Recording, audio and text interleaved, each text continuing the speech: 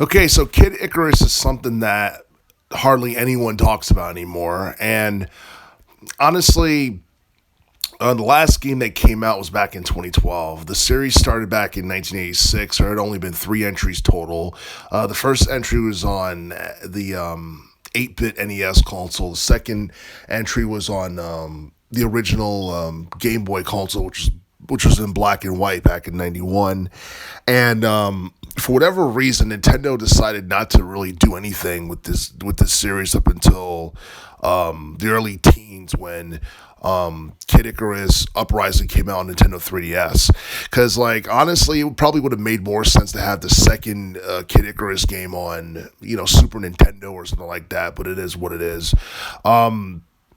Yeah, the last Kid Icarus game that came out back in 2012 was actually a lot better than people thought it would be, and the reason being is because it feels like the creators had breathed new life into the game itself. It went well beyond anything anybody expected, from the 3D gameplay to the presentation to the dialogue. It almost felt like cinematic, for the most part, and honestly, you had the main character, Pitt, which was someone you can really get behind. He was basically like an angelic warrior who was basically given the power of flight by, I guess, a goddess who basically assisted him throughout the entire game. And there was definitely more pros than there were negatives in Kid Icarus Uprising. Probably the main negative was the fact that the game was way too linear.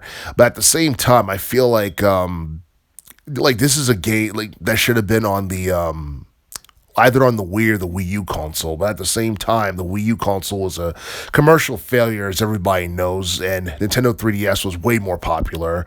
And even then, it really stood out on the Nintendo 3DS because it was a game that you probably wouldn't have expected on that particular handheld console back in the early teens. And unfortunately, got overshadowed by all the Pokemon games that came out from that time period, like I believe Pokemon X and Y came out in the early teens, and then you had the Mario games, of course, and all that stuff.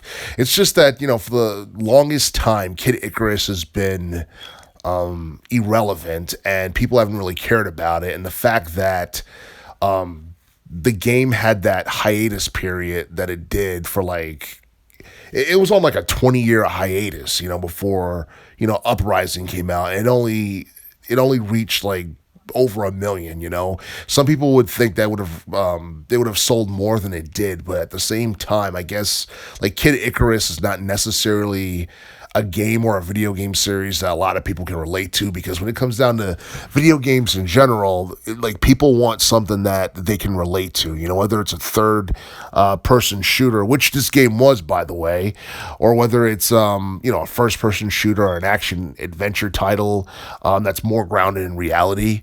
But yeah, the fact that this game was able to combine like third-person shooter and rail shooter gameplay into one, I guess, make the game that we got. That was something that was really impressive, especially considering the fact that the rail shooter genre has been dead since the '80s or since the early '90s, and you don't really see too many like 3D rail shooters in this day and age, and I do feel like that was something that kind of made Kid Icarus Uprising stand out the way that it did on the Nintendo 3DS over a decade ago. Whether or not Nintendo should revive Kid Icarus, I'm not exactly sure. I don't think there's like a huge demand in terms of Nintendo producing another Kid Icarus game anytime in the future. But the least they could do is, I guess, remaster the Uprising game, because that was probably the most successful installment with the entire series that Nintendo has produced. And it's not like they can't remaster this game, because I believe they published it when it came out in 2012. So my guess is that they still have the licensing for Kid Icarus Uprising and the rest of the Kid Icarus series. But even then, it's like, if they do remaster Kid Icarus Uprising for Nintendo Switch, how many people are going to buy it, and is anyone really going to care?